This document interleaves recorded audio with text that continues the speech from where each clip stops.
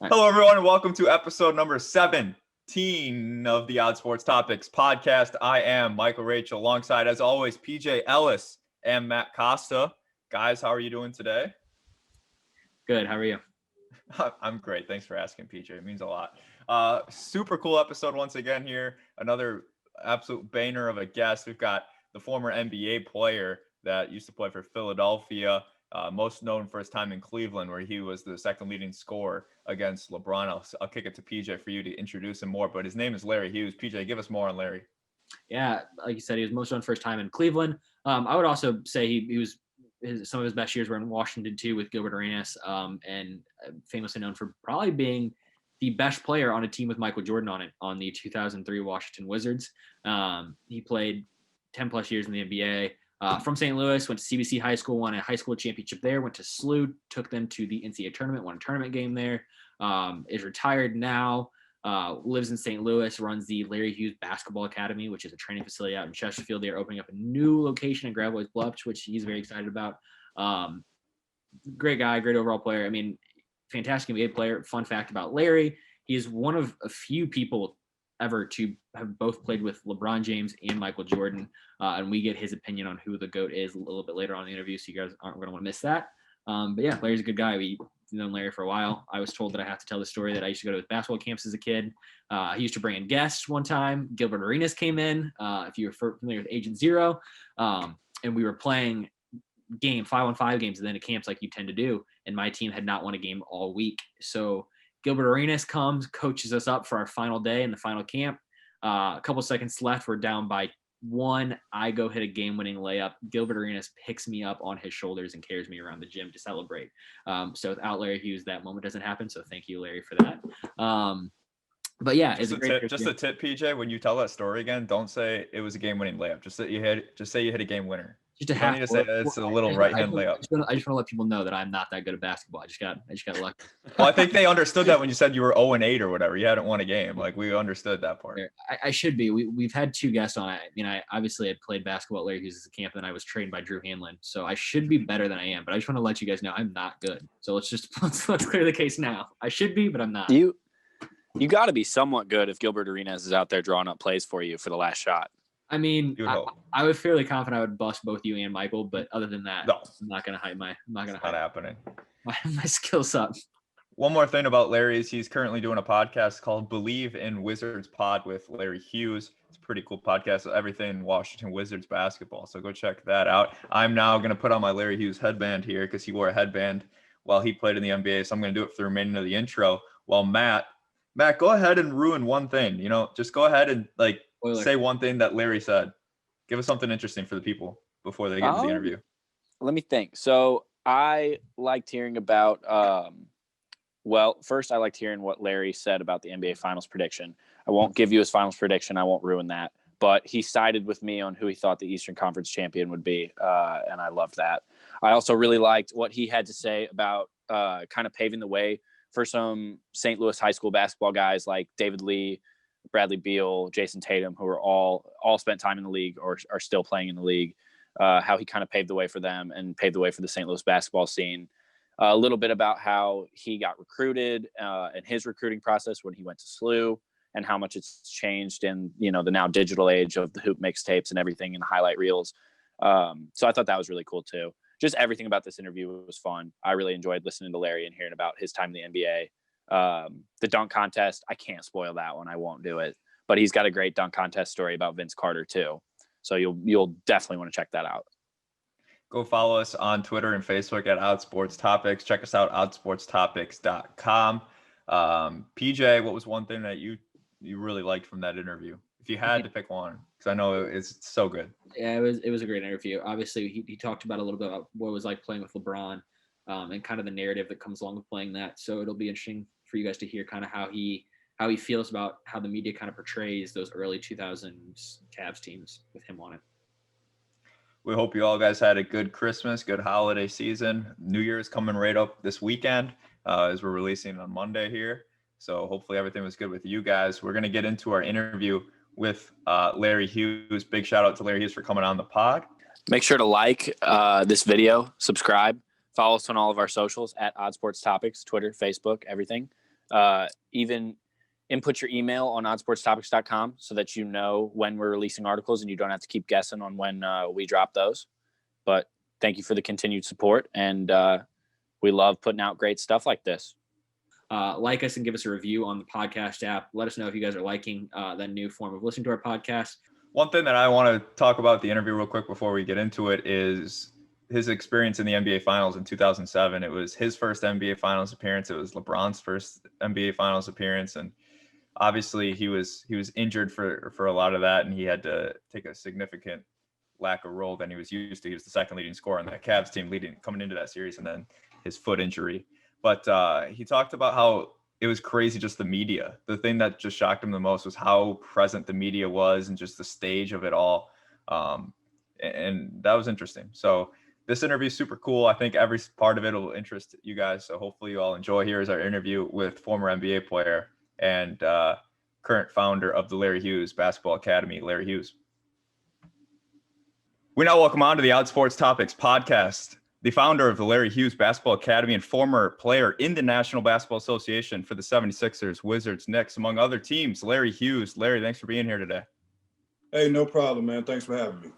Yeah, so here at Odd Sports Topics, we like to talk about the odd things in sports. You might see that as a recurring theme throughout the interview. But we want to start with draft night. It's an odd thing in sports that you get drafted to where you go to work. You don't see that in other industries. You kind of get a pick to where you go to work. So what was it like on draft night as picks 4, 5, and 6? Ultimately, you end up number 8 to Philadelphia. But what was it like not knowing where you're going to play probably the next 3 or 4 years of your basketball? Well, you know what? I had a small, idea or inkling that Philadelphia would select me, and I knew that they were 8. So the place that I didn't want to go to was Sacramento, and they were 7. And there was a possibility that I could have went 7, and I did not want to go there. So I was really happy once the 7th pick went because I pretty much knew that I wouldn't go lower than 8. So my draft night was like watching the board. I know the guys that are pretty much selected to go, 1 through 5. There was a chance I could have went to Dallas as well. And again, on draft night, they did a trade that people didn't necessarily know about. So I was watching the draft like, okay, 6 is an option for Dallas. I'm cool with that. 7 is Sacramento. I'm not cool with that.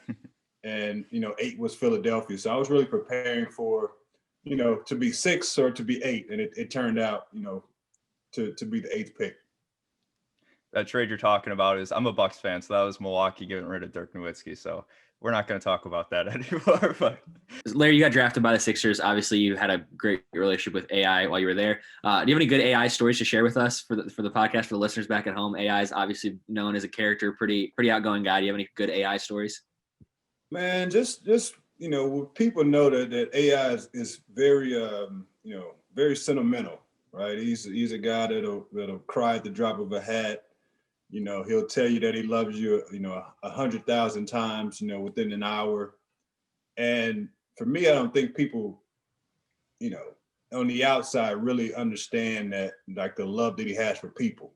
And this may be a story that you take where, there's funny things that happen, but when people ask me about questions, ask me about people, it's like, what things that, people don't know, like what sort of real interactions that we have. And man, the dude will cry and tell me he loves me like 100 times in 1 hour, right? I mean, every time we get together, it's all love. It's all like real, genuine love. So that's the story, man. If anybody can verify this, that's around us, that when we get together, he'll tell me he loved me like 100 times. Larry, being one of the most heralded recruits to ever come out of St. Louis, you kind of paved the way for guys like David Lee, Brad, Jayson Tatum, all those big NBA guys nowadays. Could you give us some insight on what the St. Louis basketball scene was kind of like when you were in high school playing, and how far it's kind of come today to be what it is? Well, I think the world was smaller, in a sense that, if we're in the Midwest, we're really just dealing with the Midwest. I mean, now we have the opportunity to see what's going on the East Coast, to see what's happening, on the West Coast, or even, the overseas and things that are happening abroad. And for me, it was like really seeing like the Michael Jordan, the guys that weren't necessarily from the area that I wanted to try to, to get to that position. And the younger guys, after myself and, you can kind of throw David in there a little bit, but those guys were able to see people from their area or from, where they're from. So Brad and Jayson, Xavier Sneed, who's just going into the league from K-State, Tyler Cook. I mean, all of these guys now had a chance to watch, myself, D-Lee, now, Brad, I'll throw him in there as well. It's just getting a chance to watch the people that are from where you're from be successful, and it gives you a better chance to say, you can chase that goal, really. What was it like getting recruited kind of before the social media age where, they got the hoop mixtapes and everything going up online and everybody can see that, all the schools across the country can see that?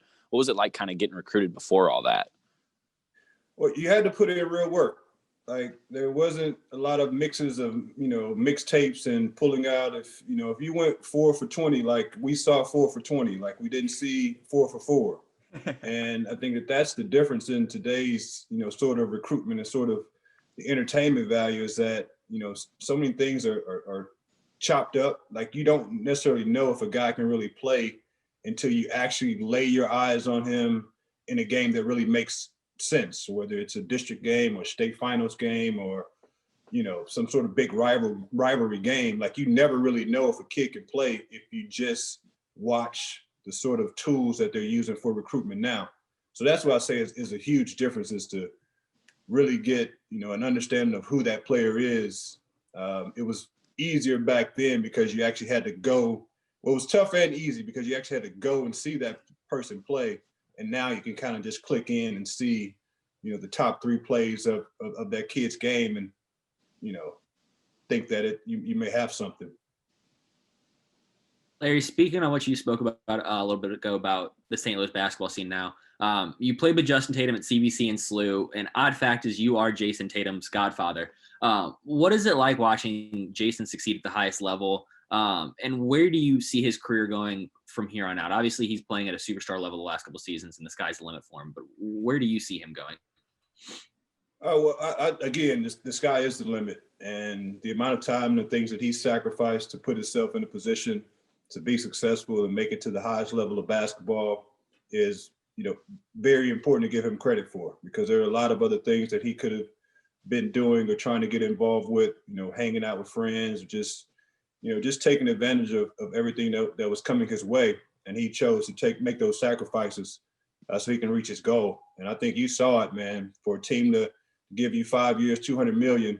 Like, if that didn't light a fire or it's going to keep the fire lit, I don't know what will. And they're putting a lot of confidence in him, and he's giving it right back to him. And he has the right mindset, the right surrounding team around him, the right group around him that's going to keep him, going in the right direction. And me and Justin, we started playing basketball together when we were 15. So, and we obviously played in high school together, but we played AAU basketball coming up together as well. So the statement of, I'm, Jayson's godfather, but, I'm a family friend, right? I'm whatever the family needs, like, I'm there to support. So it goes way deeper than, just that title, because, a godfather in a sense is to be there if anything happens. And that's really what I'm there to do. Putting you in a tough spot here. We had Drew Hamlin on, and he gave us the odds for first MVP between Jayson and Joel Embiid. I want to ask you, between Brad Beal and Jayson Tatum, first MVP from one of them, who do you got? Man, I got Jayson. He's fitting the bill right now. He's in a situation where he can win, but also put up huge numbers. He's in a pretty good market, in Boston, where they're always expected to win. So the reporters are always checking for the guys on those teams to see how well that they're doing. And just his size and his age, being 6'9", 6'10", more game to grow into, his playmaking skills.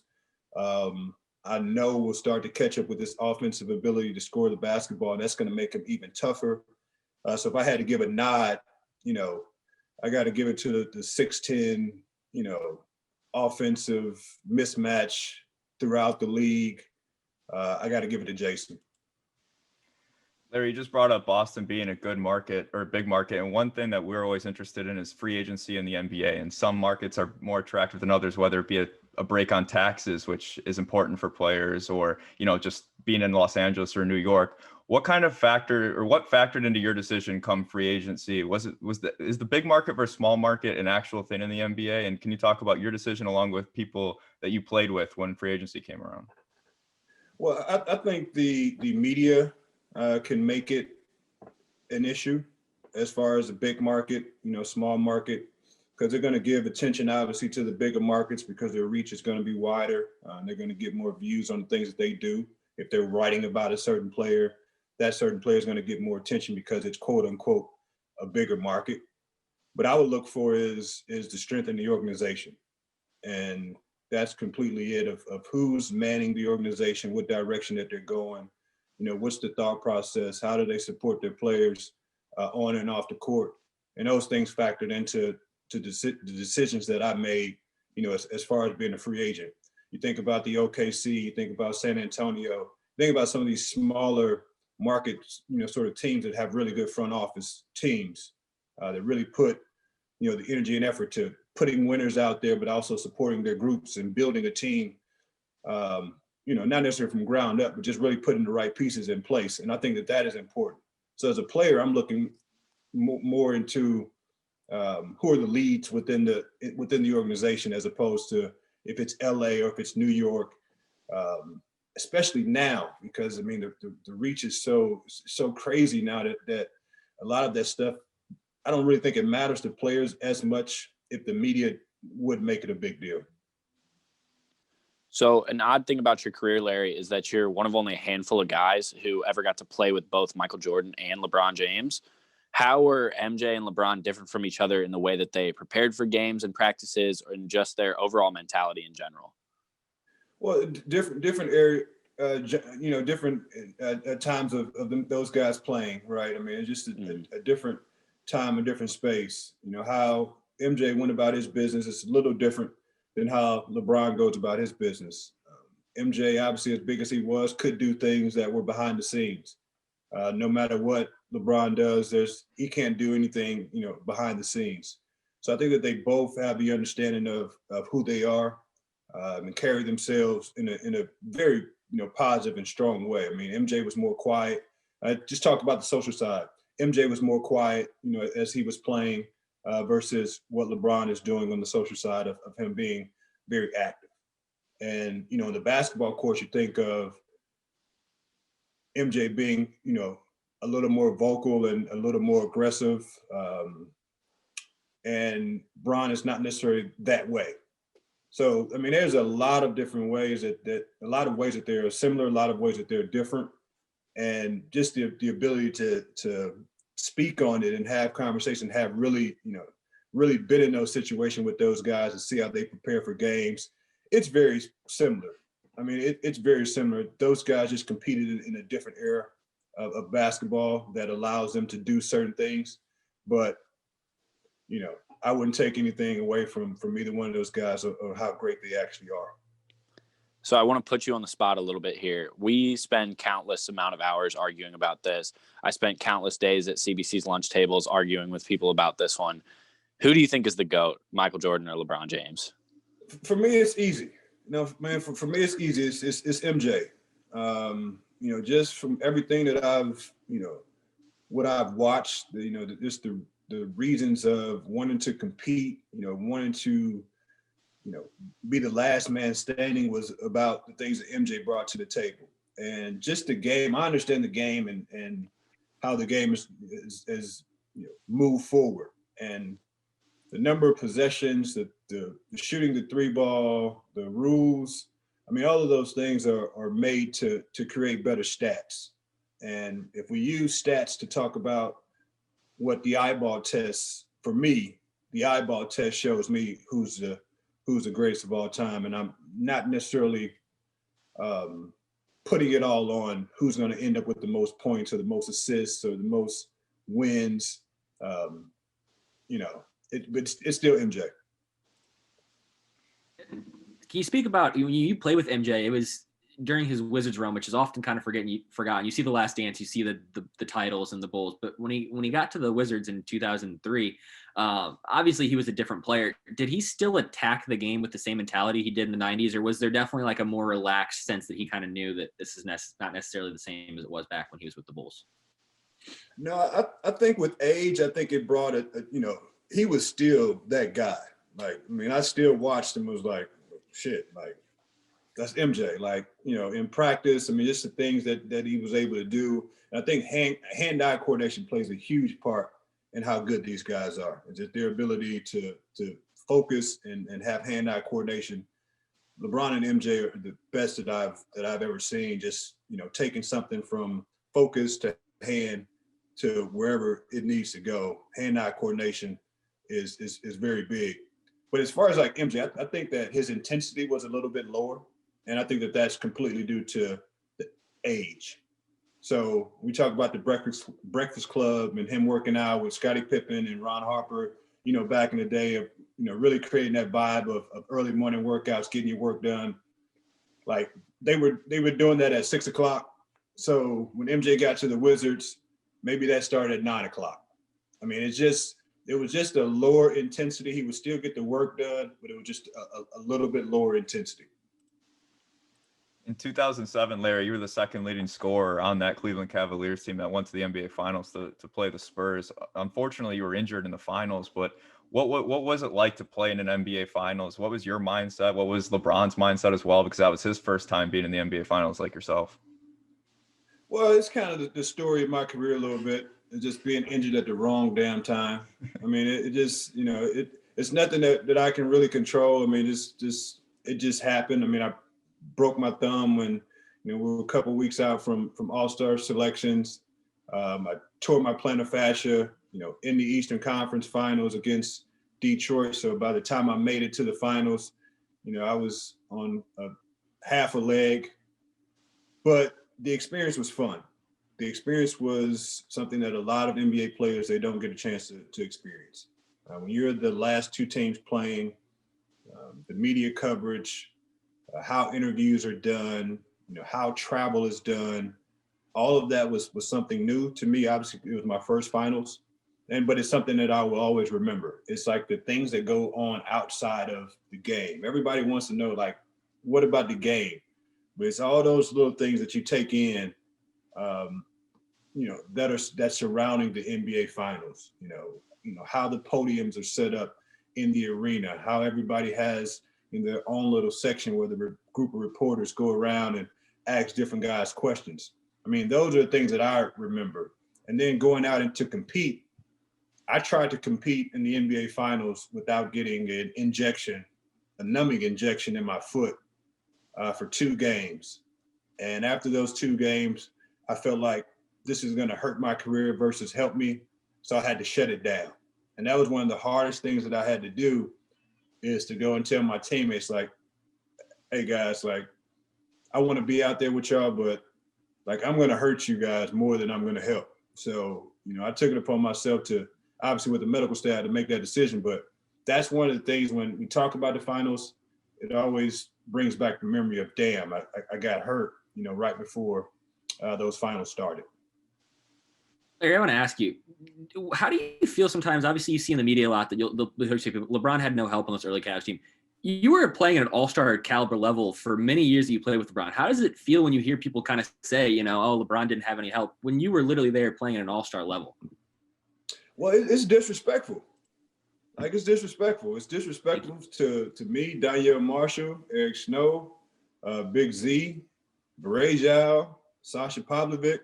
Like, it's disrespectful, because we played in an era where, teams were built around, playing solid defense and actually having a more cohesive group that really relied off of each other and used each other's skills, whether it was on the offensive end or the defensive end. Like, there were pieces that were put into place that, made that team successful. So for me, it's like, you never have to dim someone else's light to shine, right? I mean, we all want to shine light on how great LeBron is, and that is very real, that is very great. But at the same time, like, take us off that team, and he's not going. Some other team is going to the finals. If we're not there, if we're all not there supporting, the young LeBron and having a fresh new head coach in Mike Brown, like none of that stuff happens. But for the outside world and now social media, they click on and they see super teams and all of this other stuff goes on. And that's when the disrespect kicks in. But I think it's disrespectful. Thank you. I agree. I mean, obviously you were playing at an all-star level. You were one of the best defenders in the league at the time. Like, he had help. But besides that, you spoke on all-star game a little bit earlier. You were close to being selected. You were selected, and then you got hurt, so you weren't able to participate. But you did get to participate in the 2000 dunk contest, a legendary dunk contest that featured Vince Carter and now the meme with Shaq and his video camera that's very out of date. Can you go into the process of how you get selected for the dunk contest and what it was like participating in something like that, where you have a ton of eyes on you watching you? You know what? I have no idea how I got selected to the dunk contest. There was some back and forth issues of me playing, I think, in I think it was the first year or rookie sophomore game. And there was some issues with, I think it was attitude that I wasn't selected to play in that game. So I think that they gave me the dunk contest as kind of a, kind of take this as a concession. So I have no idea. I mean, I was never in the dunk contest, growing up. I mean, I could always jump and, had dunks that I could do, but I didn't apply to be in the dunk contest. I didn't, promote myself to be in a dunk contest. But I've always heard about All-Star Weekend. So I'm like,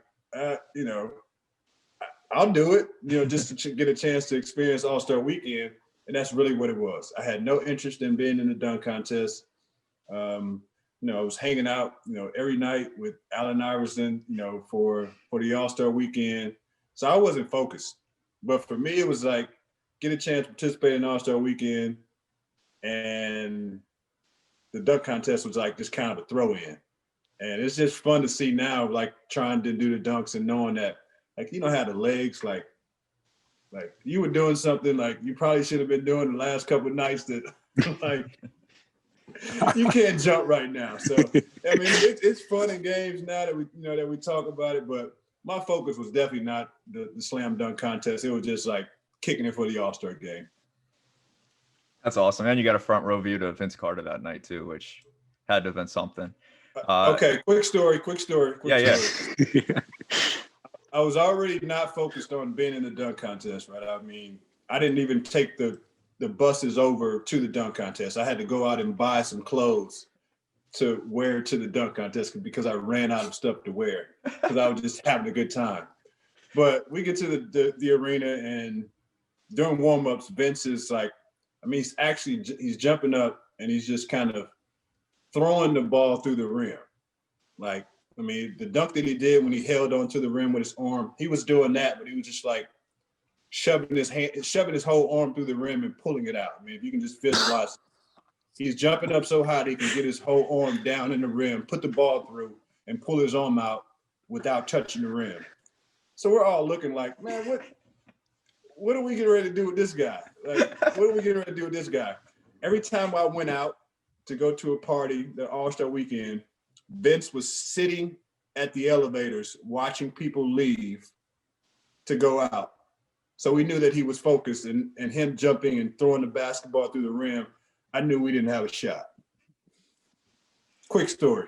That's an amazing story. That's great. Larry, you've brought up the media multiple times, which I'm happy to do because it fascinates me. I'm curious as to the role like the media and the beat writers have, because I've heard from other people that players intentionally are cooperative with the media on purpose so that the beat writers, they shine them in a positive light towards the community rather than, this guy's being a jerk. And at times it's played into whether or not a player gets a contract, I've heard in future years with that same team. What was your mindset with the media? And is what I said true? I think it's somewhat true. And I've learned, right? I've learned, and things that I did as far as, with the media, I wanted to make sure that I allowed them to do their job. And, if they had a question, I would be real with them. If they had a comment, we would have that discussion. If it was something that I did not like, we would have that discussion. If they wanted to ask a question that they maybe thought was a borderline question, you ask that question, I'll give you an honest answer for it. If I don't want to answer it, I won't answer it. So I think that helped, as far as to that communication with the media. So I never really had problems, especially with our beat writers, especially with the writers that are with the team on the daily basis. Those that are not trying to jump in for that splash story. These guys are really with the team. They're really invested. So when you have beat writers that are giving, that sort of vibe to the players, I think it's easier to make that connection. But there are players that are, free agents, players that come in, players that are traded in that don't have that relationship with the media, don't have that relationship with that particular beat writer, or have had some sort of issue with that writer when being on an opposing team. I think that those things play as well, because you were writing negative things. Now I come to you and now you want to say you want to write positive things. And I think that plays a part, again, in the communication. But anytime that someone has a platform to write about who you are, and sometimes there's not a full story told, it can hurt you and it can also help you. So if a beat writer is writing a negative story about a guy and the community has an issue with whatever that story was, yes, you have letters, you have phone calls that go from the fan base to general managers or to the front office that are not promoting a guy that has negative issues or baggage with him, and that can affect someone's money. That can affect if a team is willing to re-sign a guy. I never had issues like that with the media, but I've always understood that that element is out there. How does it affect players when the media not necessarily comes at your playing? I think it's fair if you have a bad game and the media writes about that. How does it feel when they attack your character? Obviously, with a guy like AI that you played with, it's often thrown out like you hear the practice rant, people say, oh, he doesn't work hard, he's lazy, he doesn't want to work hard. That's attacking somebody's character more so than it is his playing style. How does that affect a player when that happens? It's tough, and you'll always, like anybody, any human being is probably most times going to step up for their character. And I don't think that's any different with the basketball player. And like you said, it's one thing to not perform well on the basketball court, but when you talk about a guy who's really trying, who's really making those sacrifices, and you talk about, how he's the worst player or he should go back and work on his game or things like that, and I've seen those comments made, then yeah, I mean, those are completely attack on your character and who you are. And if someone is telling you that you're not taking your job seriously, like any person, are you going to take offense to that? Larry, switching gears here, it was actually recently in the news so much as yesterday or 2 days ago where Adam Silver was open to the idea of an NBA expansion. We've seen Bradley Beal and Jayson Tatum be very vocal on Twitter that they would love an NBA franchise to St. Louis. We want to kind of get your stance on that, the possibilities of it actually happening. And I know you'd support it if it did, but what are the chances it actually comes true in fruition and St. Louis gets an NBA franchise? I think it's slim. I mean, all while I played, we had, I think we were talked about for the New Orleans franchise. We were also talked about when Vancouver moved. We were talking. So it's been, I think, 2 or 3 times, even during my playing days, where we were talked about having a team, and I would have been really excited to play for my hometown team. And I think that's where Jay and Brad come from. It's like, if there's a team within the area and how much the guys love the area, like it's a no-brainer. Like, how do we get back home to play in front of our family and friends? I think that is something that we all would love to do. I don't think it'll happen. I don't think it'll happen. I think the game is expanding. I mean, I know the league has talked about doing some things that are even abroad. Bringing I think it was the Africa piece and also either the Euro basketball, just trying to figure out how to expand the game. So I think we've been talked about enough that our chances are probably pretty slim. But at the same time, I mean, if someone asks, like, should it happen, we're always going to say, yeah, it should happen. But realistically, I don't think it'll happen. And it just gives our guys a chance to go out and go to other cities and bring that attention back to St. Louis, in a different way. Larry, after your NBA career, you participated in the Big Three, which, for those that don't know, it's a league where retired NBA players played organized 3-on-3 basketball. And the whole idea for the league was pretty unique. It was really cool to watch, and it was actually really successful before COVID-19 hit. What was it like lacing up the shoes to play against some guys that you basically battled your entire NBA career against? It was fun. It was fun. I got involved with it, not necessarily for the basketball or for the competition part. I got back involved with it for the camaraderie and being in the locker rooms again and having, those chats and, the court chats that we have. Those are the things that I miss, playing professional basketball. And that was a way to get that back. I mean, Ice Cube and his team, did a great job of putting the league together, making sure that it was a quality operation where, players are coming in, man, we don't know what to expect, like 3-on-3 league and, all of this and all of that, but it was very well put together and the players really accepted what it was. And I think that helped, push it into, a couple extra years. I did play the first year, but it gave them, 2 more years because the people that, started out the league, we really were invested into it. I mean, it wasn't a joke, right? It was something that we were really, really trying to promote. And it gave us, again, an opportunity to get back in front of the fans. Like, I don't know how many and1 shoes or old, old basketball cards that I signed during those times of traveling around. It just gave those fans a chance to see players that they knew, players that they recognized. And, it was fun. And1, that's a brand that I haven't heard in a really long time. The Big Three, they had the 4-point shot. They had some rule changes to make the game more fun. Is there a rule change that you would like to see come to the NBA that necessarily would make the game maybe more entertaining or just better for the players? Well, I think guys are shooting the basketball from so far out now. I think the 4-point play or the 4-point shot is a good one to have because there's so many possessions. There's so many points being scored now. Just the ability from 1 to 5 to shoot the basketball and from 1 to, 3 to shoot the basketball from distance. I think that's something that, the NBA could slide in and it wouldn't be a situation where it would mess up the game where you have guys chucking up bad shots. I mean, these guys are really shooting the ball from just a couple steps over half court. So having a 4-point shot would be something I think that would be exciting for the game, long term. I would love to see that. That'd be pretty cool. I got my SLU jersey right here. I went to St. Louis University, as did you. So your team got through the first round. I don't know what they call it these days because technically the first round's the second round. I'm not sure what it was back in your day. But you guys won a game in the NCAA tournament against UMass. Who is the Larry Hughes on this St. Louis University team? And I know people don't like to compare each other or people to other people, but I want to hear your answer on that. And then do you think this team could win a tournament game like you guys did back in '98? Oh, I definitely think this group can do better than we did in '98. I think they've come around. They have older players. They have a young mix of players.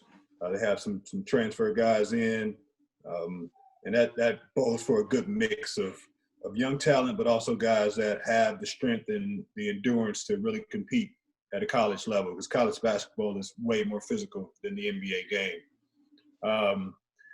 But who would remind me of me? I think it would have to be a mix. I mean, it would have to be a mix. And I would have Perkins, Yuri, Collins, and Jordan Goodwin. I mean, it would have to be a mix of those guys because I like to handle the basketball. Obviously, wanted to score the basketball, but I wanted to play tough defense as well. So if I can combine 3 players to get one, it would be those 3 guys. And I love what they're doing. I mean, I love the style of play that they have. I love how St. Louis U has kind of transitioned from that, just that defensive team, hard-nosed defensive team, to now add that offensive, piece to it that's really, going to put them where they need to be, especially in the NCAA tournament where defense is going to be huge, but the ability and to go and get a bucket is that much more special. And I think they got a couple guys that can do that. Do you have a relationship with any of the players by chance? Are you giving them advice, or you kind of just watch from afar? No, I'm involved. I'm involved. I do, keep my distance somewhat, but at the end of the day, every basketball player in this area has to know that I'm here to, be a support system for them. It's sometimes tough to go in and talk to each kid because, these kids nowadays, sometimes they just don't want to hear what the hell you got to say. And it's hard to pick out which ones, want that information.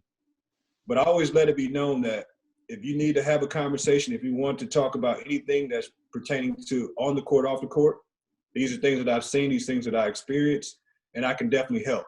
So anytime that I'm around, these guys, or St. Louis guys just specifically, I'm always saying, if you need me, you know where to find me. And that's really my thing, in general, is that everyone has the ability to find me. If you want the information, if you want help in certain scenarios, in certain situations, you know where to find me. So just making that a point that it's always an open invitation to make sure that I help as many of these young people be successful as I can. And that's, sometimes it's on the court, but a lot of times it can be off the court. Coach Ford is doing a fantastic job there at SLU. Obviously, he's doing a really good job of recruiting the St. Louis area specifically.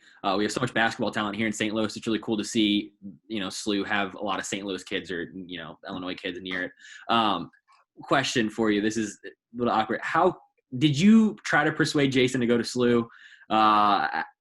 Was there anything conversations you're like, hey, man, like you could put SLU like on the map? Like what was your conversations with him like that? Or did you just let it be and let him make his own decisions?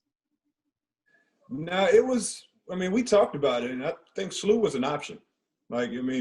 People may not believe that, but St. Louis University was an option. There was things that needed to happen. I couldn't see him coming in and playing for Cruz. That just wasn't a good fit. So, we're in the position of having a head coach in place that it didn't make a lot of sense for this particular player to play under. If it was just about the city and playing for the city, then that's a no-brainer. He's going to do that, 9.5 times out of 10. But when you add in, those other elements of just coaching, I'm going to be honest, just who the coach was at the time, it just didn't make a lot of sense. And you talk about St. Louis University, Duke, Coach K, USA Basketball, it's like, yeah, I'm going to go do that. And, I think that was good for him as well because he got a chance to be coached by one of the, the greatest to do it. Tie that back to you a little bit. Obviously, were you worried at all going to a smaller university about your next chances in the NBA? Obviously, today, like if Jayson would have went to SLU, he's good enough that he's going to get drafted regardless, and he's going to go as high as he will because games are over. Were you nervous back in the day? Like, if I go to SLU, I'm not going to get as much national attention as I would have maybe going to a bigger school or university or something like that? No, I had no idea. I was more concerned about if I go somewhere else, how far I would be away from my family, be away from my mother and my brother. That was really, that was really it as far as to, going somewhere else. But again, during my time, even my draft class, my high school graduating class, rather, we all went to our local schools. Like the schools that were in our area, like those are the schools that we went to. Baron Davis, UCLA, Brendan Haywood, North Carolina, Ron Artest, St. John's. Like these are the guys that, that I was in the graduating class with and obviously being recruited with. And it was just, I don't know, because it's social media and just the platforms being that much bigger. It's like it was pretty normal to go to the school that was, that was in your area. Like a Midwest guy going out to California, that was almost like a, crazy, not a smart move, right? Just, you're going to a place that they don't know you, they don't know your game. It's like those were the thoughts going on when I was coming out of school. Larry, you got on your Larry Basketball Hughes Academy hat right there. Can you speak on that? Your son, Larry Jr., who's at CBC currently, is a really good player at CBC. and just some other things you have going on around the St. Louis area right now. The Larry Hughes Basketball Academy is an opportunity, a way for me to give back to the youth in our community, give them a platform, give them structure, give them discipline, give them good people, good mentors around them. Just using basketball as that vehicle, that tool to help teach character development, life skills. I mean, these are all the things that we do within our academy. It is, basketball because that's the fun piece, but we're trying to affect lives. We're trying to impact. We're trying to create peak performers within the space, man, so they can go out and be successful, whether that's, in the sporting arena, because a number of our athletes that are in the academy, they play multiple sports, which we encourage. But we're here for the community. We're here for the people, for the families that need, just the extra, support, right? I mean, we know that a coach is very important in a child's development. So we want to reinforce what our parents are saying. We want to reinforce what our teachers are saying. We want to be that vibe where you come and you know that, yes, it's a basketball academy, but it's a holistic approach to being, all inclusive, right? We have different demographics in our academy, boys, girls, kids from different backgrounds.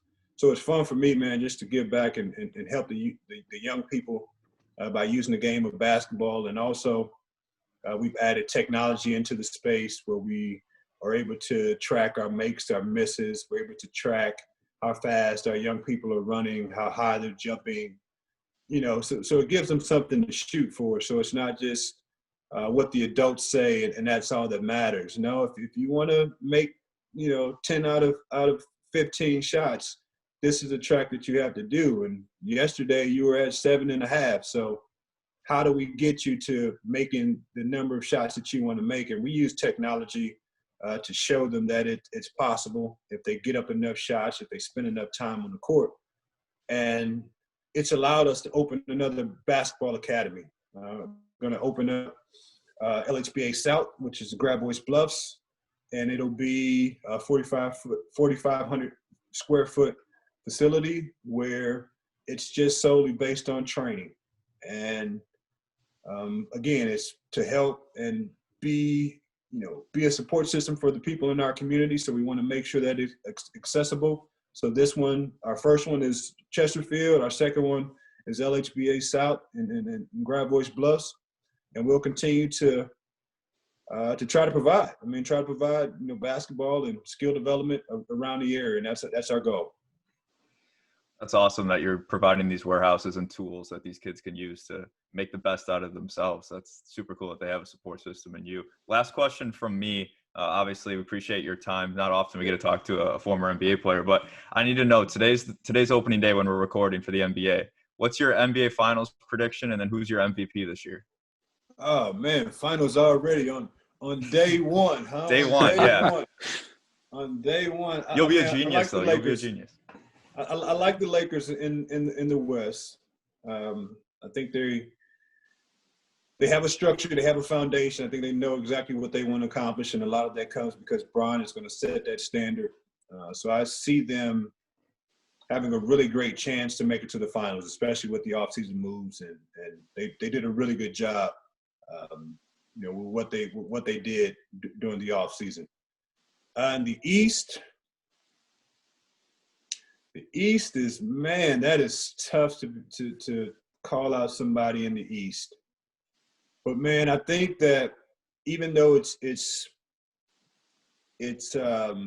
early, in Kevin Durant and Kyrie's sort of mission together, I think that they'll have a really good shot because they are really talented. They have two great players, but they also have a nice supporting cast that I think can help. It's a 72-game season, but I think that they can help give very quality minutes and the opportunity to win some games. And I don't see that with Boston. I don't see that with Toronto. And I really don't see that with Miami. And those are my top four. Philly's on the outside looking in. Milwaukee too? So I'm playing. Yeah, I don't. I heard you're a Milwaukee fan, but I'm not sure about Milwaukee.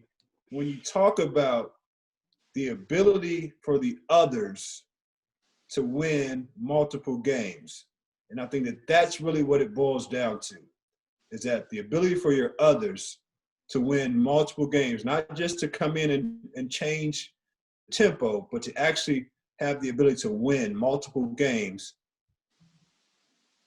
I got Philly and Milwaukee in the same boat, Mike. So I'll say I'll keep it short. I know I'm dragging it on a little bit, but I have Lakers and the Nets in the finals. Larry, Who do you got for MVP? Oh, MVP. Yeah, who do you got? MVP. It's a tough one. I guess you know what? I'm gonna go out on a limb. I guess if I have the Nets in the finals, KD is coming back. He's gonna have to play a huge role in their ability to get to the finals. I'm gonna go with KD. I like that. Definitely don't hate It's a that solid pick at pick. all. Solid Don't hate pick. that pick at all. You're gonna break some hearts there. Obviously, I'm biased, but pulling for the Celtics. Michael is a Bucks fan. Costa definitely has told us before he thinks the Nets are coming out of the East, so I think you made him happy there. Very happy. Last question from me, Larry.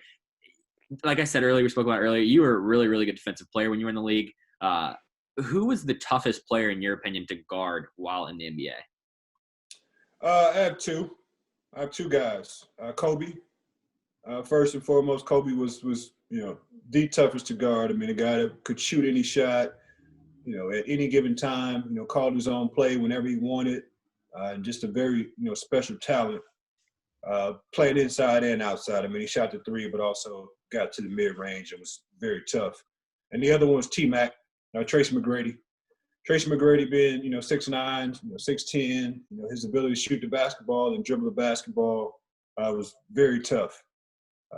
And had a high release on his jump shot. He kind of shot it from behind, and it was always a tough contest for a guy that tall. My thing was what I would always want to put you in a position where I would want to make you take a shot before you wanted to take the shot, and then I would contest the shot as hard as I could. And with those two guys, it really didn't matter. I had to go to some other tactics of stepping on feet and grabbing shorts and tapping elbows to stop those guys. Real quick, obviously, Kobe's passing was any basketball fan when he passed was shook. Where were you at when you heard the news, and how did that hit you? As playing against him, obviously you probably had a close relationship with the average person. How did that react? How did you react to that? Yeah, no, it's one of those things. I was actually in Houston. I run or help operate a few other academies that are in other states, and Houston is a place where I have an academy at, and I was actually there to help and do some training at a facility there. And I can remember just leaving the hotel, getting into the car, and kind of hearing the news, and just driving. I had a 45-minute drive from Houston to Katy, Texas, and it was very weird because I didn't want to believe it, but at the same time I'm driving, so I couldn't really focus on the different platforms that I'm trying to get the information from. And by the time I made it to where I was going, I was able to make some phone calls and get a better story. So I can remember from the time that I first saw the message of coming out of the hotel to actually driving and seeing it, just a different TMZ sort of things. And once I actually got to the parking lot, I can remember how many spots I was away from the door. I mean, it's crazy when things happen, just to remember the exact place that you were at. But I can remember just really getting the information once I parked and knew that it was a real story. But I was in front of Katy Hustle in Katy, Texas, getting ready to go in and help some people, young people, work on their game. And I actually told them about what happened because a number of them were in the gym. They didn't know what happened. So, yeah, I know exactly where I was. I know exactly what I was doing. And I know exactly the message that I had for the young people afterwards. So, which is real crazy. Yeah, I think for especially younger people like me, it's one of the things that we'll always kind of remember where we're at, especially if you're a basketball fan, where you were at when Kobe died. But Larry, we appreciate you coming on today. Obviously, like Michael said earlier, we don't get to talk to a former NBA player every day, especially, being from St. Louis, we have definitely some emotional ties to you being here, putting kind of our city on the map in the early 2000s. So thank you for coming on the podcast. We really, really appreciate it. If you're a St. Louis basketball player, a youth, check out the Larry Hughes Basketball Academy. It's one of the best places to train if you're in St. Louis. Larry, thanks again for coming on. We really appreciate it. Hey, no problem, man. Appreciate y'all having me, man. Keep doing y'all thing. Let me know if I can help in any way at any other time, man. No problem. Thanks, Larry.